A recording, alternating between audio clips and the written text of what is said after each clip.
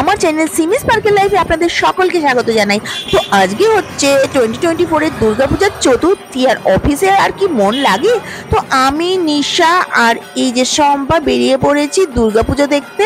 হ্যাঁ, অফিস আওয়ারের প্রায় শেষ হওয়ার আগেই বেরিয়ে পড়েছিলাম আর চলে গেছিলাম আমাদের শিলিগুড়ির দাদাভাই ক্লাবের এখানে পুজো দেখতে। তো যেহেতু দিনের বেলা ছিল আর একটু গরম গরমও ছিল, তো আমরা যে ঢুকে পড়েছি আইসক্রিম খাওয়ার জন্য। আমরা প্রথমে আইসক্রিম খাবো আর আইসক্রিম খেতে খেতে ঢুকবো দাদাভাইয়ের মাঠে দুর্গাপুজো দেখতে।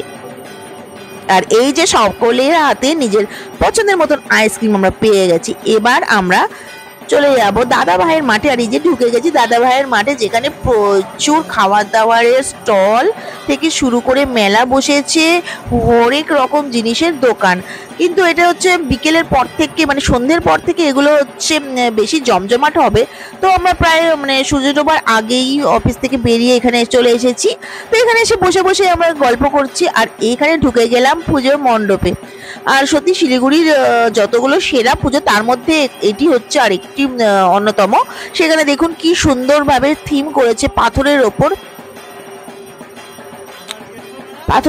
আদি দুর্গার একটি থিম ছিল এখানে।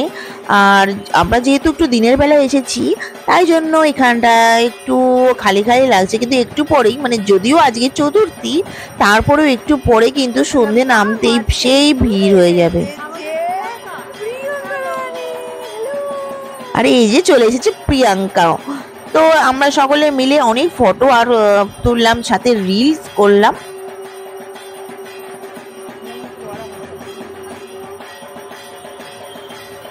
পুজো বলে কথা, সকলে মিলে নতুন জামা কাপড়, নতুন জামার গন্ধেও গায়ে মেখে নতুন জামা পরে আমরা কিন্তু পুজো দেখতে বেরিয়ে পড়েছি দিন দিন থাকতে।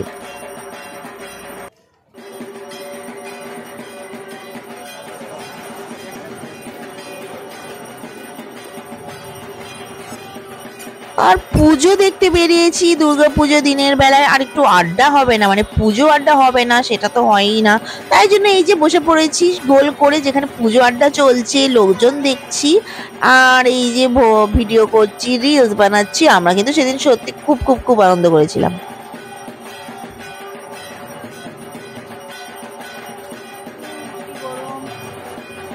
সত্যি কিন্তু এখানে বসে বসে গরমও লাগছিল, কারণ এই দিনের বেলায় চলে এসেছি। গরমটাও কিন্তু আমাদের এখনো রয়ে গেছে, যদিও আশ্বিন মাস পড়েছে তারপরেও কিন্তু গরম। তারপর আমাদের বসে বসে কিন্তু প্ল্যান হলো যে কতক্ষণ খালি মুখে বসে থাকা যায়, তাহলে একটু খাওয়া দাওয়া করি। তো এই সব প্ল্যান করছি, গল্প করছি।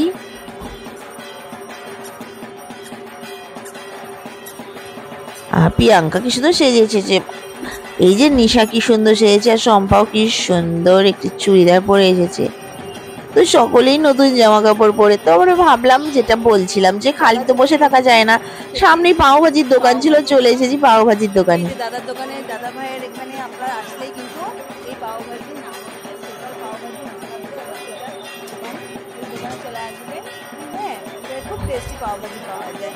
আমরা এখানে খাবো, আপনারা হাত চেটে খাবেন। আর দুর্গাপূজা দাদা ভাই, তার মানে কিন্তু এই দাদা অরেঞ্জ কালারের টি শার্ট পরা দাদার দোকান পাও ভাজি আসতেই হবে।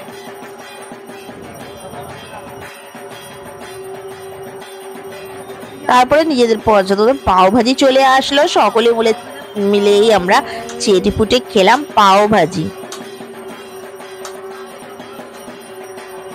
আর এই দিনটি সত্যি মেমোরেবল থাকবে আমাদের সকলের জন্য। 2024-এর চতুর্থীতে আমরা সকলে মিলে বেরিয়েছিলাম একসঙ্গে, কত মজা করে খাওয়া দাওয়া করলাম। তারপরে এই পুজো দেখে একটু মাঠ ঘুরে নিয়ে আমরা কিন্তু বেরিয়ে পড়েছি বাড়ি যাওয়ার উদ্দেশ্যে। যাওয়ার আগে এই যে মাঠের চারিদিকে ভিডিওটা করে নিলাম। তারপরে প্রিয়াঙ্কা বলল পাশে সুব্রত সঙ্গে খুব সুন্দর ঠাকুর এসেছে, প্যান্ডেল হয়েছে। তারপর বললাম হ্যাঁ ঠিক আছে তাহলে যাই। তো আমরা কিন্তু পাশে সুব্রত সঙ্গেও কিন্তু ঠাকুরটা দেখে নিলাম। তারপর সন্ধ্যা নেমের সাথে সাথে যেহেতু ভিড় হচ্ছিল, তো আমরাও কিন্তু রিটার্ন করে বাড়ির দিকে চলে যাচ্ছি যে যার মতন। তো বন্ধুরা, এই থাকলো আমার চতুর্থী 2024-এর দুর্গাপুজোর ব্লগ। আমার সাথে থাকার জন্য, আমার ব্লগ দেখার জন্য আমার চ্যানেলকে কিন্তু অতি অবশ্যই সাবস্ক্রাইব করতে হবে এবং শেয়ার আর লাইক বাটনটা ক্লিক করতে কিন্তু একদম ভুলবেন না। আর এরপরে কিন্তু পুজোর ব্লগে আরো অনেক কিছু থাকবে, তাই জন্য অবশ্যই অবশ্যই সাথে থাকবেন। তো এবার বাড়ি ফেরার পালা। এই যে আমরা বাড়ির দিকে চলেছি।